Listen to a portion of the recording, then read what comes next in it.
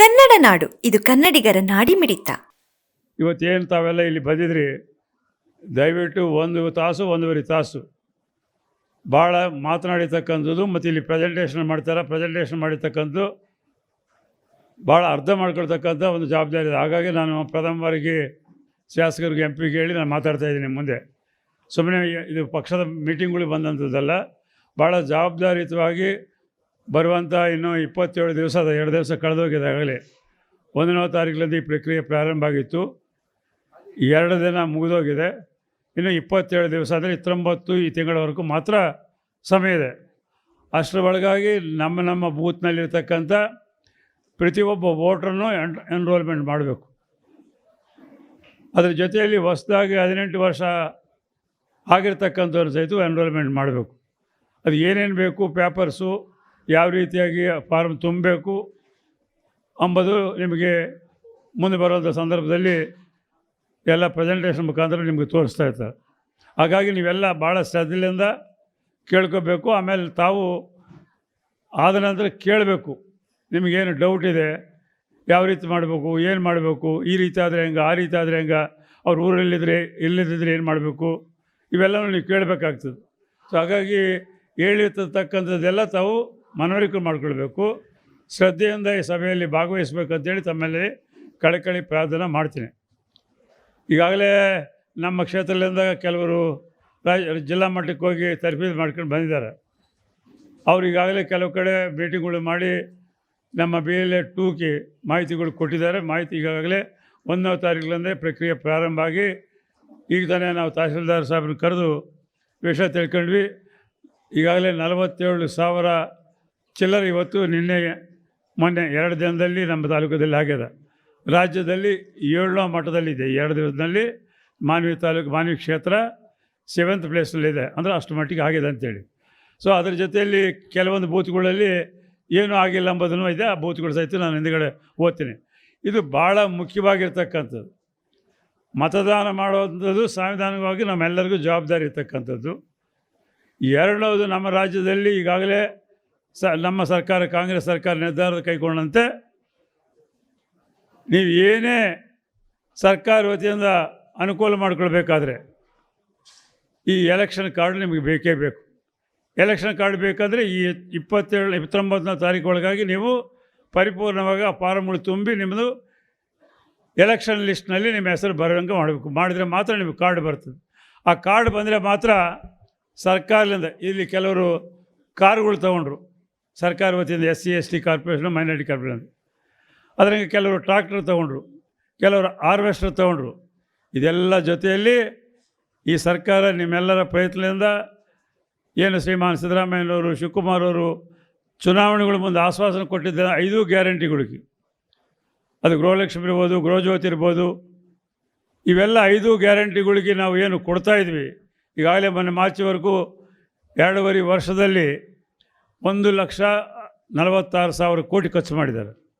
ಇದು ಪ್ರತಿ ಮನೆಗೆ ತಿಂಗಳ 4ರಿಂದ 4,500 ಸಿಗ್ತಾಯಿದೆ. ಅದು ಅಕ್ಕಿ ಇರ್ಬೋದು, ಫ್ರೀಯಾಗಿ ಕರೆಂಟ್ ಇರ್ಬೋದು, 200 ಯೂನಿಟ್ಸು, 2,000 ರೂಪಾಯಿ ಮನೆ ಯಜಮಾನರಾಗಿರ್ಬೋದು, ಯುವನದಿಯಲ್ಲಿ ಹುಡುಗರು ಕೆಲಸ ಮಾಡಿದಿರ್ಬೋದು, ಅದರ ಜೊತೆಯಲ್ಲಿ ನಿಮಗೆ ಬಸ್ನಲ್ಲಿ ಮಹಿಳೆಯರು ತಿರುಗಾಡ್ತಕ್ಕಂದಿರ್ಬೋದು. ಇಷ್ಟೆಲ್ಲ ಪ್ರತಿ ಮನೆಗೆ 4.5 ಕೋಟಿ ಜನರಿಗೆ 4,600ರಿಂದ 5,000 ರೂಪಾಯಿ ಸಿಗ್ತಾಯಿದೆ.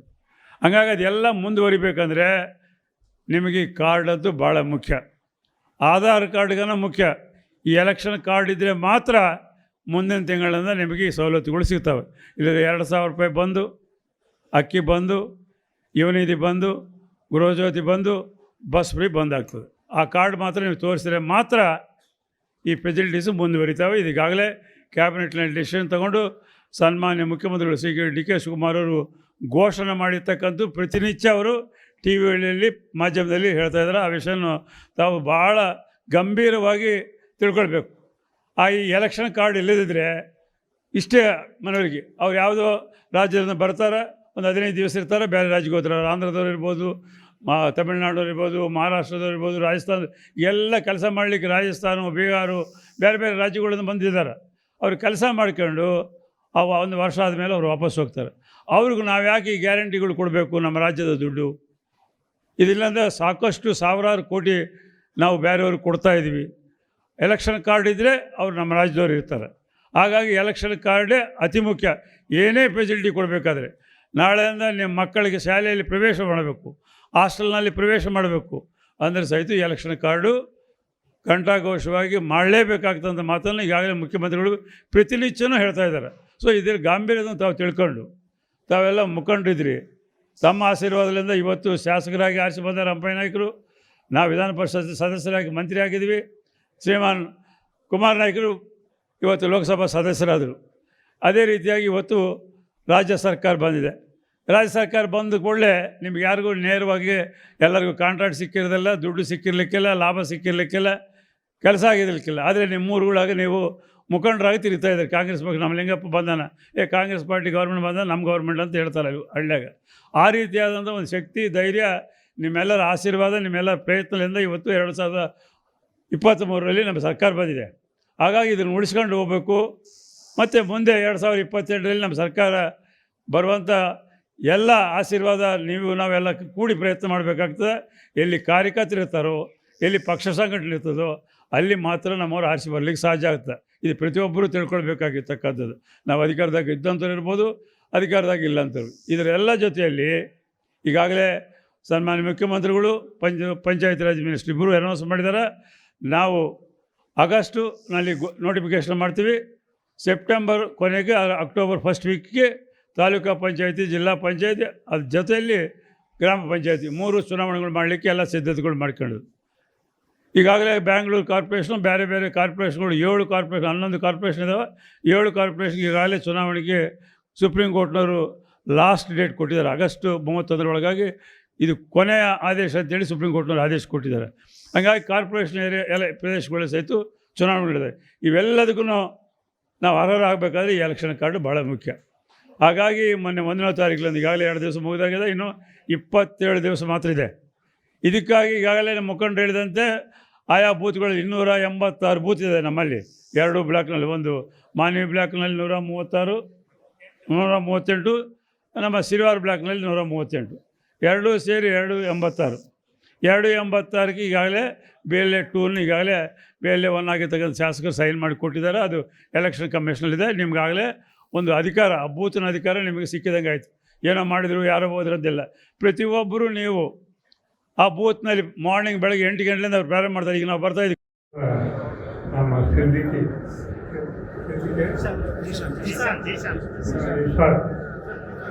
ಅವರು ಭಾಳ ತರಬೇತಿ, ಭಾಳ ಚೆಂದಾಗಿ ಮಾತಾಡಿ ಪ್ರತಿಯೊಬ್ಬರಿಗೆ ಕಿವಿಯನ್ನು ಕೊಡ್ತಕ್ಕಂಥ ರೀತಿಯಲ್ಲಿ ಅವರು ಉತ್ತಮವಾಗಿ ಇವತ್ತೇನಿಗೆ ಮಾತಾಡಿದ್ದಾರೆ. ಅದರ ಜೊತೆಗೆ ಆಚೆಗೆ ನಮ್ಮ ಸಂಸದರಾದಂಥ ಕುಮಾರ್ ನಾಯ್ಕ ಅವರು ಕೂಡ BLA ಅವರ ಕರ್ತವ್ಯ SIR ಅನ್ನೋದ್ರ ಬಗ್ಗೆ ಕೂಡ ಅವರು ಹೇಳಿದರು. ಇದರಲ್ಲಿ ನಾವು ಹೆಚ್ಚಿನ ಸ್ಥಿರೀಕರಿಸುವುದು ಏನಂದರೆ, ಇವತ್ತು BJP ಅವರು ನಮ್ಮ ಓಟುಗಳನ್ನು ಕದೀತಕ್ಕಂಥ ಕೆಲಸ ಮಾಡ್ತಿದ್ದಾರೆ ಅಂತಕ್ಕಂಥ ಮಾತು ಕೂಡ ಇಂದಿನ ಚುನಾವಣೆಯಲ್ಲಿ ನಮ್ಗೆ ಕಂಡು ಬರ್ತದೆ. ಆ ಕದಿಬಾರದು, ನಮ್ಮ ಓಟು ನಮ್ಮಲ್ಲಿ ಹೇಳಬೇಕು, ನಮ್ಮ ಪಕ್ಷದ ನೋಟುಗಳು ನಮ್ಮಲ್ಲಿ ಹೇಳಬೇಕು ಅಂತಕ್ಕಂಥ ರೀತಿ ನಮ್ಮ ಹಿರಿಯರು, ಮುಖಂಡರು, ರಾಜೀವ್ ಗಾಂಧಿಯವರು, ಮಲ್ಲಿಕಾರ್ಜುನ ಖರ್ಗೆಯವರು, ಸೋನಿಯಾ ಗಾಂಧಿಯವರು, ಇನ್ನು ಎಲ್ಲ ಕೇಂದ್ರ ಸರ್ಕಾರದಲ್ಲಿರ್ತಕ್ಕಂಥ ಕಾಂಗ್ರೆಸ್ಸಿನ ಮುಖಂಡರನ್ನು ಕಟ್ಟು ಇದಕ್ಕೆ ಕಡಿವಾಣ ಏನು ಮಾಡಬೇಕು ಅಂತಕ್ಕಂಥ ರೀತಿಯಲ್ಲಿ ಈ ಒಂದು ಕಾರ್ಯಕ್ರಮ ನಡೆಸಿ ಪ್ರತಿ ಬೂತಿನವರೆಗೂ ಹೋಗಿ ಈ ಒಂದು ಕಾರ್ಯಕ್ರಮ ಅತ್ಯುತ್ತಮವಾಗಿ ನಿರ್ವಹಿಸಲ್ಪಟ್ಟು ನಾವೊಂದು ಓಟು ಕೂಡ ಕೆಳದಾದಾಗ ಇದು ಮಾಡಬೇಕು ಅಂತಕ್ಕಂಥ ರೀತಿಯಲ್ಲಿ ಈ ಒಂದು ಇದೇ ತಿಂಗಳು 1ರಿಂದ 30ರವರೆಗೆ ನಡೀತಕ್ಕಂಥ ಒಂದು ಈ ಕಾರ್ಯಕ್ರಮದಲ್ಲಿ ನಾವು ಹೆಚ್ಚಿನ ರೀತಿಯಾಗಿ ಈ ಒಂದು ಕಾರ್ಯಕ್ರಮ ನಾವು ಅಳವಡಿಸಲು ಅಳವಡಿಸಿಕೊಂಡು ಈ ಕಾರ್ಯಕ್ರಮ ಮಾಡಬೇಕಂತ ನಾನು ಈ ಸಂದರ್ಭದಲ್ಲಿ ಇದು BLA ಕೆಲಸ ಏನು ಅಂತಕ್ಕಂಥ ರೀತಿ ಕೂಡ ನಾನು ಸ್ವಲ್ಪ ಮಟ್ಟಿಗೆ ಎಲ್ಲರೂ ಹೇಳಿದೆ. ಅದೇ ರೀತಿ ಬಿ ಎಲ್ ಅವರು ಪ್ರತಿ ಮನೆಗೆ ಹೋಗಿ ವೋಟರ್ಸಿಗೆ ಭೇಟಿಯಾಗಿ ಅವರ ಮುಖಾಂತರದವರ ವೋಟರ್ ಲಿಸ್ಟ್ ಏನಾಗಿದೆ, ನಮಗೆ ಏನು ತೊಂದರೆ ಇದೆ, ಬಿ ಎಲ್ ಅವರು ಬಂದು ನಿಮಗೆ ಏನು ಮಾಡಿದರು ಅಂತಕ್ಕಂಥ ಮಾತುಗಳು ಅವ್ರ ಜೊತೆಗೆ ನೀವು ಹೋಗ್ತಕ್ಕಂಥ ಅದಕ್ಕೆ ಕಾರಣೀಭೂತರಾದ ಶ್ರೀಯುತ NS ಬೋಸರಾಜರವರಿಗೂ ಮತ್ತು ಈ ಭಾಗದ ಶಾಸಕರಾದ ಶ್ರೀಯುತ ಹಂಪಯ್ಯ ನಾಯ್ಕರವರಿಗೂ ನಾನು ಹೃತ್ಪೂರ್ವಕವಾಗಿ ಅಭಿನಂದನೆಗಳನ್ನ ಸಲ್ಲಿಸಲಿಕ್ಕೆ ಬಯಸ್ತಾ ಇದ್ದೇನೆ. ಈ ತಾನೇ ಮಾತನಾಡ್ತಾ ಹೇಳಿದ್ವಿ, ಇದೊಂಥರ ಡಿಮಾನಿಟೈಸೇಷನ್ ಇದ್ದಂಗೆ. ನಿಮ್ಮ ಜೇಬಲ್ಲಿ ಇದ್ದಂಥ ಎಲ್ಲ ದುಡ್ಡು ಝೀರೋ ಅಂತ ಹೇಳಿದ್ರೆ, ಅದೇ ರೀತಿ ನೀವೆಲ್ಲರೂ ಯಾವುದು ವೋಟರ್ಸ್ಗಳಲ್ಲ ಅಂತ ಹೇಳಿ ಮೊದಲೇ ಹೇಳ್ತಾರೆ. ಯಾವ ರೀತಿ ನನಗೆ ನನ್ನ ಜೇಬಿನಲ್ಲಿ ಇರುವಂಥ ದುಡ್ಡೆಲ್ಲ ಹೋಯ್ತು ಅಂತ ಹೇಳಿದ್ರೆ, ನಾನು ಮೊದಲನೇದಾಗಿ ಏನು ಮಾಡ್ತೀನಿ ಅಂತ ಹೇಳಿದ್ರೆ, ಮೊದಲನೇದಾಗಿ 1000 ರೂಪಾಯಿ ನೋಟ್ ತಗೊಳ್ತೀನಿ. ಅದಾದ್ಮೇಲೆ 500 ರೂಪಾಯಿ ನೋಟ್ ಹೋಗ್ಬಿಟ್ಟು ಹೇಳ್ಬೇಕು, ಇದು 1000 ರೂಪಾಯಿ ನೋಟು ಹಿಂಗೆ ಬಂತು ಹಂಗೆ ಬಂತು ಇನ್ನೊಂದು ಅಂತ ಹೇಳಿ ತಗೊಳ್ತೀನಿ. ಅದೇ ರೀತಿ 500 ರೂಪಾಯಿ, ಅದಾದ್ಮೇಲೆ 100 ರೂಪಾಯಿ, ಅದಾದ್ಮೇಲೆ 50 ರೂಪಾಯಿ, ಅದಾದ್ಮೇಲೆ 1 ರೂಪಾಯಿ 2 ರೂಪಾಯಿ ನೋಟು ಬಂತು. ನೋಟುಗಳಿಗೆ ಒಂದು ವ್ಯಾಲ್ಯೂ ಇದೆಯೇ ಹೊರತು ನಮ್ಮ ಮನುಷ್ಯರಿಗೆ, ನಮ್ಮ ಓಟ್ಗಳಿಗೆ ಎಲ್ಲ ಒಂದೇ ವ್ಯಾಲ್ಯೂ ಅನ್ನೋದನ್ನ ನಾವು ದಯವಿಟ್ಟು ಅರ್ಥ ಮಾಡ್ತೀವಿ.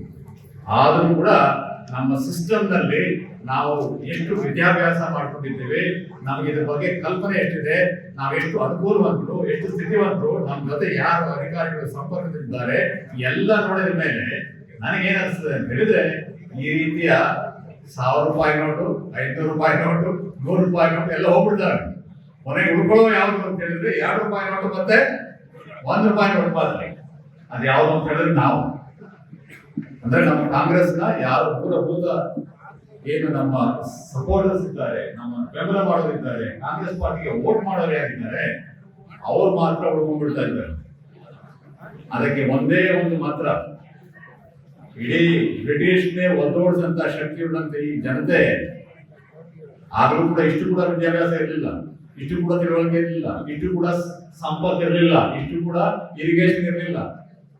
ಆದ್ರೂ ಕೂಡ ನಾವು ಒಂದು ಶಕ್ತಿಯಾಗಿ ಸಾಮ್ರಾಜ್ಯಶಾಹಿಯನ್ನೇ ಒದ್ದೋಡಿಸಿರುವಂತಹ ಸಂದರ್ಭದಲ್ಲಿ ಈ ರೀತಿಯ ಹುನ್ನಾರವನ್ನು ನಾವು ಹುಟ್ಟಡಗಿಸಲಿಕ್ಕೆ ಕಾಂಗ್ರೆಸ್ ಪಕ್ಷ ಸಶಕ್ತವಾಗಿದೆ ಅಂತ ಹೇಳಿ ನಾನು ಹೇಳಿ ಬಯಸ್ತೇನೆ. ಅದನ್ನ ಮಾಡುವ ದಳಪತಿಗಳು ಏನ್ ಕೆಲಸ ಮಾಡ್ತಾ ಇದ್ದಾರೆ ನಾನು ನೋಡಿದ್ರೆ ಬಹಳ ಸಂತೋಷ ಆಗ್ತದೆ. ಶಾಲಾ ಎಷ್ಟು ಇಂಟ್ರೆಸ್ಟ್ ತಗೊಂಡು ಮಾಡ್ತಾ ಇದ್ದಾರೆ, ಅದೇ ರೀತಿ ಮೂಲ್ಗೇರಿಯವರು ಎಷ್ಟು ಇಂಟ್ರೆಸ್ಟ್ ತಗೊಂಡು ಲಿಂಗ್ಸೂರಿನಲ್ಲಿ ಮಾಡ್ತಾ ಇದ್ದಾರೆ. ರಾಮಣ್ಣವರಾಗ್ಬಹುದು, ರಾಜಶೇಖರ್ ನಾಯ್ಕರವರಾಗ್ಬಹುದು, ಯಾವ ರೀತಿ ದೇವದುರ್ಗದಲ್ಲಿ ಅಷ್ಟೊಂದು ಇಂಟ್ರೆಸ್ಟ್ ತಗೊಂಡು ಮಾಡ್ತಾ ಇದ್ದಾರೆ. ನಾನು ಕೇವಲ ಇಲ್ಲಿ ಕಂಡಂತ ನಮ್ಮ ಹಿರಿಯ ನಾಯಕರ ಹೆಸರು ಮಾತ್ರ ಹೇಳ್ತಿದ್ದೀನಿ, ಆದ್ರೆ ಆಯಾ ತಾಲೂಕುಗಳಲ್ಲಿ ನಮ್ಮ ಹಿರಿಯ ನಾಯಕರು ಎಲ್ಲರೂ ಕೆಲಸ ಮಾಡ್ತಾ ಇದ್ದಾರೆ ಅಂತ ಹೇಳಿ ಬಯಸ್ತಾ ಇದ್ದಾರೆ. ಈ ರೀತಿ ಮಾಡೋದ್ರಿಂದಲೇ ಮಾತ್ರ ನಾವು ಈ ಒಂದು ಹುನ್ನಾರವನ್ನ, ಈ ಒಂದು ಆಕ್ರಮಣವನ್ನ, ಈ ಒಂದು ಸಾಜಿಷ್ನ ಹಿಮ್ಮೆಟ್ಟಿಸಲಿಕ್ಕೆ ಸಾಧ್ಯ ಆಗ್ತದೆ. ದಯವಿಟ್ಟು ನಾವೆಲ್ಲರೂ ಕಾಂಗ್ರೆಸ್ ಪಕ್ಷದ ಎಲ್ಲ ಪದಾಧಿಕಾರಿಗಳು, ಎಲ್ಲ ಕಾರ್ಯಕರ್ತರು ಅರ್ಥ ಮಾಡ್ಕೊಳ್ಬೇಕು. ಇಲ್ಲಿ ಕೂತಿರುವಂತಹ ಬುದ್ಧಿವಂತರಿಗೆ, ರಾಜಕೀಯದಲ್ಲಿ 30 ಮುಳುಗಿಸ್ಕೊಂಡಿರುವಂತವರಿಗೆ ನಮ್ಗೆ ಎಷ್ಟೊಂದು ಸಂಶಯಗಳು ಬರ್ತಾ ಇದ್ದಾವೆ ಅಂತ ಹೇಳಿದ್ರೆ ಲೆಕ್ಕ ಹಾಕ್ಬೋದು. ನೀವು ಹೊರಗಡೆ ಕೂತಿರುವಂತಹ ಸಾಮಾನ್ಯ ಗೃಹಿಣಿಗಾಗ್ಲಿ, ಸಾಮಾನ್ಯ ಒಬ್ಬ ರೈತರಿಗಾಗ್ಲಿ, ಒಬ್ಬ ಕೂಲಿಕಾರನಿಗಾಗ್ಲಿ ಎಷ್ಟು ಸಂಶಯ ಬರ್ಬೋದು ಇದನ್ನು ತುಂಬಿಸ್ಲಿಕ್ಕೆ. ಸಮಗ್ರ ಸುದ್ದಿಗಳಿಗಾಗಿ ತಪ್ಪದೆ ನೋಡಿ ಕನ್ನಡ ನಾಡು ವಾಹಿನಿ. ಸಬ್ಸ್ಕ್ರೈಬ್ ಮಾಡಿಕೊಳ್ಳಲು ಕೂಡಲೇ ಪಕ್ಕದಲ್ಲಿ ಕಾಣುವ ಬೆಲ್ ಐಕಾನ್ ಕ್ಲಿಕ್ ಮಾಡಿ ನೋಟಿಫಿಕೇಶನ್ ಪಡೆಯಿರಿ.